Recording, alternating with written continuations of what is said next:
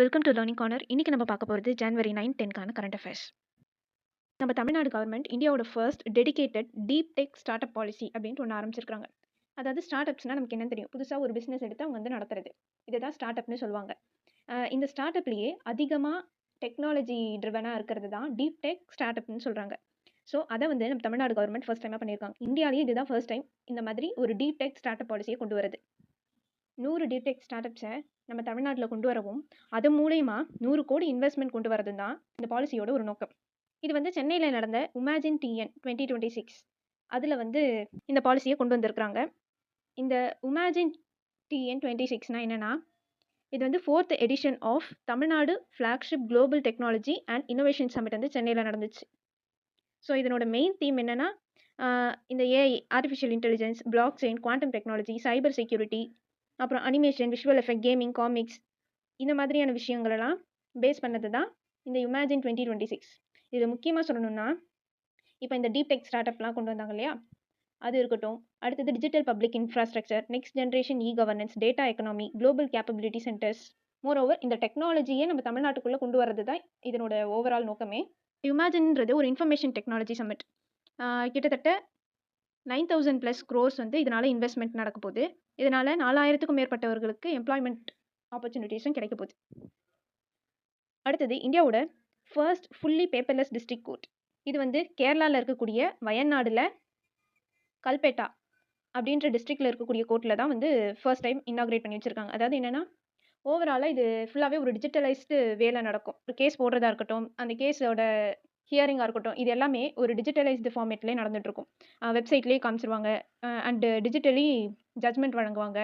அதுக்கான சிக்னேச்சருமே டிஜிட்டலி போகும். ஸோ இந்த மாதிரி ஓவராலாக எந்த ஒரு பேப்பரோட இன்வால்மெண்ட்டும் இல்லாமல் டிஜிட்டலைஸ் பண்ணுறாங்க. ஸோ இதுதான் ஃபர்ஸ்ட் டைம் நம்ம இந்தியாவில் இப்படி கம்ப்ளீட்டாக ஒரு கோர்ட்டை இப்படி கொண்டு வந்திருக்கிறது. இதை இனாக்ரேட் பண்ணி வச்சது யாருன்னு பார்த்தோன்னா, நம்ம chief justice of India Suryakant. இது மட்டும் இல்லாமல் நம்ம chief justice of India Suryakant வந்து இன்னொரு மெமரண்டம் ஆஃப் அண்டர்ஸ்டாண்டிங்கை சைன் பண்ணியிருக்கிறாரு. இது என்னன்னா, பூட்டானில் இருந்து ஒரு சில லா கிளர்க்ஸை நம்ம சுப்ரீம் கோர்ட் ஆஃப் இந்தியாவுக்கு ஒர்க் பண்ணுறதுக்காக, அதாவது நம்ம சுப்ரீம் கோர்ட்டில் வந்து அவங்க கொஞ்ச நாள் 3 months கிட்டக்க வேலை பார்த்துட்டு போவாங்க. அந்த மாதிரி ஒரு மெமரண்டம் ஆஃப் அண்டர்ஸ்டாண்டிங்கை சைன் பண்ணியிருக்கிறார். ஓகே, இந்த பேப்பர்லெஸ் டிஸ்ட்ரிக்ட் கோர்ட்னால நமக்கு என்னென்ன லாபம்னு பார்க்கும்போது, அதிக பேப்பர் கன்சம்ஷன் கோர்ட்ஸில் தான் எடுப்பாங்க.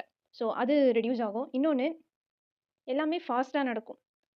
இந்த லீகலைசேஷன் ப்ராசஸ் எல்லாமே ஒரு ஃபாஸ்ட் பேஸில் போயிட்டுருக்கும். ஸோ ஒரு கேஸ் போடுறதுலேருந்து அந்த கேஸ்க்கான ஹியரிங்லேருந்து இது எல்லாமே வந்து ஃபாஸ்ட்டாக நடக்கும். அடுத்தது, நம்ம ஒரு தடவையும் கோர்ட்டுக்கு போக வேண்டிய அவசியம் இருக்காது. ஆன்லைன்லேயே விசாரிப்பாங்க, ஜட்ஜ்மெண்ட் வழங்குவாங்க. நீங்கள் ஆன்லைன்லேயே சிக்னேச்சர் ப்ரொவைட் பண்ணலாம். நெக்ஸ்ட், வேர்ல்டுலே இந்தியா தான் ஃபர்ஸ்ட் இந்த பயோபிட்டமினை யூஸ் பண்ணி ரோட் கன்ஸ்ட்ரக்ஷன் மேக் பண்ணுறதுக்காக இதை கமர்ஷியலாக ப்ரொடியூஸ் பண்ண ஆரம்பிச்சிருக்கிறாங்க. பிட்டுமின்னா ஒரு பிளாக் விஷியஸ் மிக்சர் ஆஃப் ஹைட்ரோ கார்பன். இதுவே பயோபிட்டுமின்னா என்னென்னா, இதே ஹைட்ரோ கார்பன் அந்த மிக்சரை renewable sources, vegetable oil, crop stubble, algae, even animal manure இதெல்லாம் வச்சு ப்ரொடியூஸ் பண்ணுறது தான் இந்த பயோபிட்டமின். இதை யூஸ் பண்ணி ரோட் கன்ஸ்ட்ரக்ஷனை கமர்ஷியலாக கொண்டு வந்திருக்காங்க நம்ம இந்தியா. இதை வந்து நம்ம union minister for road transport and highways Nitin Gadkari வந்து நியூ டெல்லியில் நடந்த சிஎஸ்ஐஆர் டெக்னாலஜி டிரான்ஸ்ஃபர் செரிமனியில் சொல்லியிருப்பார். இதில் இன்னொரு டேட்டா என்னென்னா, இந்த பயோபிட்டமினை யூஸ் பண்ணி நம்ம இந்தியாவில் ஃபர்ஸ்ட் ஒரு ரோடு வந்து கன்ஸ்ட்ரக்ட் பண்ணாங்க. அது NH44 நாக்பூர், மகாராஷ்டிரா. நெக்ஸ்ட், இந்த ரோட் கன்ஸ்ட்ரக்ஷன் வச்சு இன்னொரு நியூஸ் பார்ப்போம். நம்ம national highway authority of India 2 Guinness record world record பண்ணியிருக்கிறாங்க Jan 6, 2026. எதுக்குன்னா, ஃபர்ஸ்ட் ஒன்று என்னென்னா, அதிக லென்த்துக்கு 24 மணி நேரத்தில் இந்த பிட்டுமினஸ் கான்கிரீட்டை வச்சு ரோட் போட்டிருக்கிறாங்க. அது வந்து 29 லேன் கிலோமீட்டர். ஸோ 24 ஹார்ஸில் 29 லேன் கிலோமீட்டர் தான் அதிகபட்ச லென்த் போட்டிருக்காங்க. அடுத்த கின்னஸ் ரெக்கார்டு வந்து அதே அந்த பிட்டுமினஸ் கான்கிரீட் வந்து கிட்டத்தட்ட 10,000 மெட்ரிக் டன் வந்து போட்டிருக்கிறாங்க. ஸோ இது ஹையஸ்ட் குவான்டிட்டி இன் அ டே. இந்த 2 கின்னஸ் ரெக்கார்டையும் நம்ம national highway authority of India வந்து பண்ணியிருக்கிறாங்க. இது வந்து இந்த பெங்களூரு, கடப்பா, விஜயவாடா அந்த எக்கனாமிக் காரிடாரில் தான், அந்த கன்ஸ்ட்ரக்ஷனில் தான் இது நடந்திருக்கு. NH544G. அடுத்தது, பங்குடி போர்ட்டல். இந்த வெப்சைட் வந்து லான்ச் பண்ணது ministry of women and child development. இது வந்து ஒரு integrated single window digital portal. அதாவது கார்ப்பரேட் சோஷியல் ரெஸ்பான்சிபிலிட்டிக்காகவும் partnership initiatives women and child டெவலப்மெண்ட்டுக்காகவும் இந்த போர்ட்டலை யூஸ் பண்ணிக்கலாம். இந்த கார்ப்பரேட் சோஷியல் ரெஸ்பான்சிபிலிட்டின்றது நம்ம இந்தியால எவ்வளவோ கார்ப்பரேட் இருக்கு. அவங்களுக்கெல்லாம் ஒரு சோஷியல் ரெஸ்பான்சிபிலிட்டியா அவங்க ஏர்ன் பண்றதுல ஒரு பார்ட் வந்து இந்த சோஷியல் ரெஸ்பான்சிபிலிட்டிக்காக குடுக்க வேண்டியது இருக்கு. ஸோ, அத வந்து ஒரு டிஜிட்டல் போர்ட்டல் மூலியமா கொண்டு வரதுக்கு இந்த பங்குடி போர்ட்டல்ன்றது யூஸ்ஃபுல்லா இருக்கும். அடுத்தது, நம்ம election commission of India, the inaugural India international conference on democracy and election management. இத ஹோஸ்ட் பண்ண போறாங்க. எப்போன்னா ஜான்வரி 21 to 23 2026ல பாரத் மண்டபம், நியூ டெல்லில.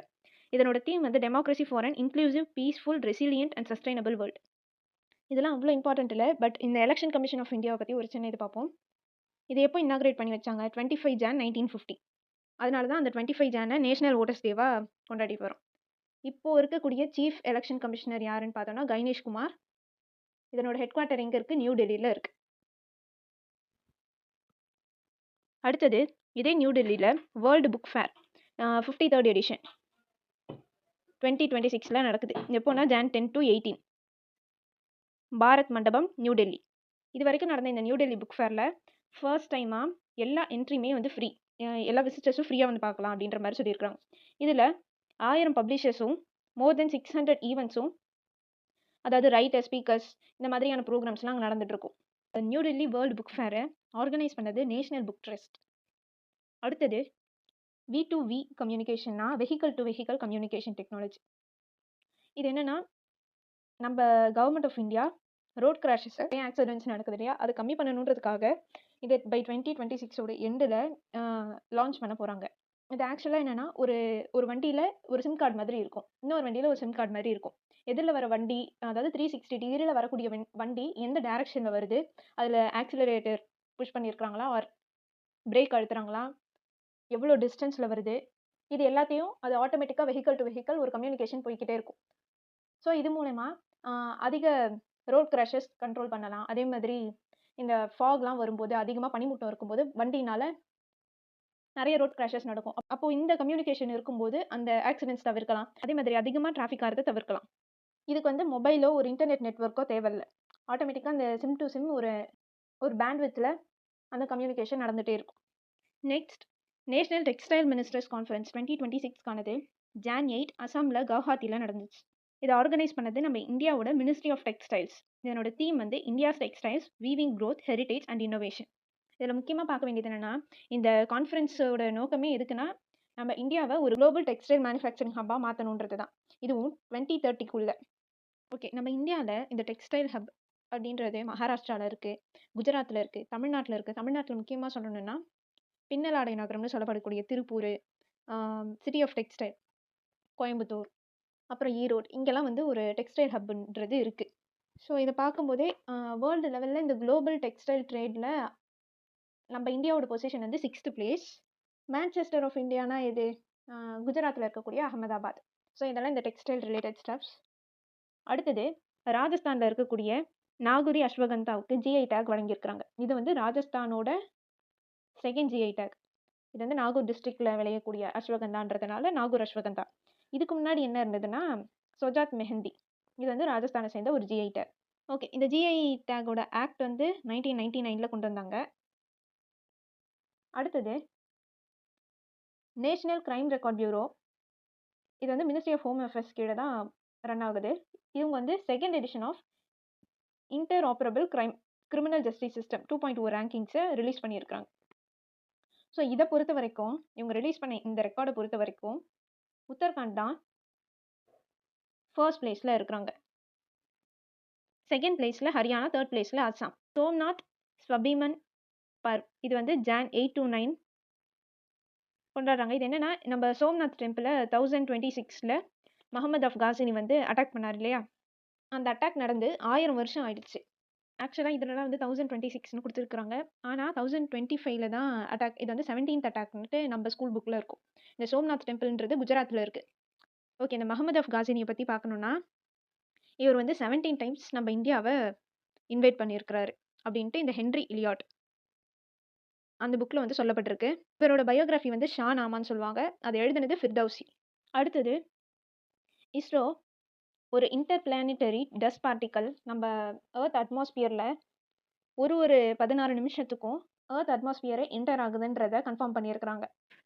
டஸ்ட் எக்ஸ்பெரிமெண்ட் டெக்ஸ்ன்னு சொல்லுவாங்க, இஸ்ரோ அனுப்பியிருந்தாங்க. ஸோ அது மூலியமா இத ஃபைண்ட் பண்ணியிருக்காங்க. ஸ்மால் அட்மாஸ்பியரிக் டஸ்ட் பார்ட்டிகல்ஸை மெஷர் பண்ணக்கூடிய ஃபர்ஸ்ட் எக்ஸ்பெரிமெண்ட் இதுதான். 16 மினிட்ஸ்ன்னு சொல்லும்போது ஒரு 1000 செகண்ட்ஸ்க்கு. அடுத்தது நேஷனல் செக்யூரிட்டி கார்ட் ஒரு நேஷனல் ஐஇடி டேட்டா மேனேஜ்மெண்ட் சிஸ்டமை டெவலப் பண்ணியிருக்காங்க. இது என்னன்னா ஒரு டிஜிட்டல் பிளாட்ஃபார்ம். இது வந்து இதுக்கு முன்னாடி இருந்த ஒரு இம்ப்ரவைஸ்டு எக்ஸ்ப்ளோசிவ் டிவைசஸ், அதாவது வெடிகுண்டெல்லாம் இருந்ததுன்னா அதை பற்றி அனலைஸ் பண்ணின ஒரு டேட்டாவும், இது வரைக்கும் நம்ம இந்தியாவில் நடந்த பாம் பிளாஸ்ட் பற்றின டேட்டாவும் சின்ஸ் 1999 நடந்த டேட்டாஸ் எல்லாமே இந்த டிஜிட்டல் பிளாட்ஃபார்மில் இருக்கும். இது நம்ம நெக்ஸ்ட் ஜென்ரேஷன் செக்யூரிட்டிக்கு ஒரு ஷீல்டாக அமையும். இதை வந்து லான்ச் பண்ணது ஹரியானாவில் இருக்கக்கூடிய குருகிராமில் மணிஷார்ன்ற இடத்துல. அடுத்தது ஸ்ரீ ஏகே பாலசுப்ரமணியம். இவர் வந்து அட்டாமிக் எனர்ஜி ரெகுலேட்டரி போர்டுக்கு சேர்மேனாக சார்ஜ் எடுத்திருக்கிறார். அப்பாயின்ட் பண்ணது நம்ம பிரைம் மினிஸ்டர் நரேந்திர மோடி. இவரோட டைம் பீரியட் பார்த்தோன்னா 3 இயர்ஸ். இந்த அட்டாமிக் எனர்ஜி ரெகுலேட்டரி போர்டு இது வந்து 1983 கொண்டு வந்தாங்க. இதனோட ஹெட் குவார்ட்டர் மும்பையில் இருக்குது. இந்த அட்டாமிக் எனர்ஜி பற்றி ஒரு ஆக்ட் வந்து இருக்குது. இது வந்து 1962 வந்துச்சு. 1962னா யார் டைம் பீரியட்? ஜெயில் சிங் வந்து பிரசிடெண்ட்டாக இருந்தார் அந்த டைமில். ஸோ அந்த ஆக்ட் பேஸ் பண்ணி தான் இந்த போர்டை வந்து கொண்டு வந்தாங்க. அடுத்தது பெங்களூர் வந்து இந்தியாவோட மோஸ்ட் விமென் ஃப்ரெண்ட்லி சிட்டி அப்படின்ட்டு வந்து ரிலீஸ் பண்ணியிருக்காங்க. அவங்க top cities for women in India அப்படின்ற ஒரு ரிப்போர்ட்டில் இதை சொல்லியிருக்காங்க. செகண்ட் வந்து சென்னை, பூனே வந்து தேர்ட். ஏஐ இம்பாக்ட் சமிட் 2026 ஃபெப்ரவரியில் நடக்க போகுதுன்னு சொல்லியிருந்தோம். அதுக்கு முன்னாடி ஒரு ப்ரீ ஈவெண்ட்டாக ராஜஸ்தானில் இருக்கக்கூடிய ஜெய்ப்பூரில் ஒரு ரீஜனல் ஏஐ இம்பாக்ட் கான்ஃபரன்ஸ் நடந்துச்சு 6 ஜான். ஒரு விஷயம் பண்ணியிருக்காங்க, என்னென்னா ஏஐ ஸ்கில்லிங் ப்ரோக்ராமை லான்ச் பண்ணியிருக்கிறாங்க. இது மூலயமா ஒரு 10 லட்சம், அதாவது 1 மில்லியன் யூத் அண்ட் ஸ்மால் ஆண்டர்பிரினருக்கு இந்த ஏஐக்கான ஸ்கில்ஸை வந்து சொல்லிக் கொடுக்கணும் 1 இயரில். ஏஐ டேட்டா பேஸ் பற்றி பார்க்கணுன்னா நம்ம வேர்ல்டுலேயே ஸ்டான்ஃபோர்ட் யூனிவர்சிட்டிஸ் ஏஐ இண்டெக்ஸில் நம்ம இந்தியா, யூஎஸ்ஏ அண்ட் சைனா இவங்க இந்த 3 கண்ட்ரியும் டாப் 3 பிளேசஸில் இருக்குது. ஸோ நம்ம அந்தளவுக்கு இந்த ஆர்டிஃபிஷியல் இன்டெலிஜென்ஸில் வளர்ந்துட்டு வரோம். அடுத்தது பிரபாஷி பாரதிய திவாஸ். இது நமக்கு தெரியும், நான் ரெசிடென்ட் இந்தியன் டே. இது வந்து Jan 9 ஒரு வருஷமும் நம்ம செலிப்ரேட் பண்ணுறோம். முக்கியமாக இதுக்கான ரீசன் வந்து மகாத்மா காந்தி சவுத் ஆஃப்ரிக்காவிலேருந்து நம்ம இந்தியாவுக்கு 1915 Jan 9 தான் வந்திருப்பார். வெளிநாட்டில் வாழக்கூடிய இந்தியர்களோட கான்ட்ரிபியூஷனை ஹானர் பண்ணக்கூடிய விதமாக தான் இந்த டேவை செலிப்ரேட் பண்ணிகிட்டு இருக்கோம். இது வந்து 2 வருஷத்துக்கு ஒரு தடவை செலிப்ரேட் பண்ணுவாங்க. 2003 ஸ்டார்ட் ஆச்சு. அடுத்தது வேர்ல்டு ஹிந்தி டே. இந்த வேர்ல்டு ஹிந்தி டேன்றது January 10 செலிப்ரேட் பண்ணுறாங்க. இது வந்து எதை குறிக்குதுன்னா Jan 10 1975 நாக்பூரில் ஃபர்ஸ்ட் வேர்ல்டு ஹிந்தி கான்ஃபரன்ஸ் நடந்துச்சு. அதுக்கும் முன்னாடி 1949 Jan 10 தான் யூஎன் ஜென்ரல் அசம்பிளியில் ஹிந்தியை பேசுனாங்க. அந்த டேவை மார்க் பண்ணக்கூடிய விதமாக தான் 2006 மன்மோகன் சிங் அவர் பிரைம் மினிஸ்டராக இருந்தப்போ இந்த வேர்ல்டு ஹிந்தி டேன்றதை ஃபர்ஸ்ட்டாக அஃபிஷியலாக அனௌன்ஸ் பண்ணார். நேஷ்னல் ஹிந்தி டே September 14. ஸோ 1949 ஃபர்ஸ்ட் ஹிந்தியை யூஎன் ஜென்ரல் அசம்பிளியில் பேசின அந்த நாள் தான் 2006 Jan 10 ஃபர்ஸ்ட் டைமாக பிரைம் மினிஸ்டர் மன்மோகன் சிங் வேர்ல்டு ஹிந்தி டே அப்படின்ட்டு அனௌன்ஸ் பண்ணுறாரு. அதாவது வேர்ல்டு இடத்துல நம்ம ஹிந்தியை பேசலாம் அப்படின்றது ஒரு இன்டர்நேஷ்னல் லாங்குவேஜாக கொண்டு வந்ததுக்கு. தேங்க்யூ. இந்த மாதிரி நிறைய கண்டென்ட்க்கு மறக்காமல் லேர்னிங் கார்னரை சப்ஸ்கிரைப் பண்ணுங்கள். இந்த வீடியோ பிடிச்சிருந்தா லைக் பண்ணிவிட்டு உங்கள் ஃப்ரெண்ட்ஸ்க்கும் ஷேர் பண்ணுங்கள்.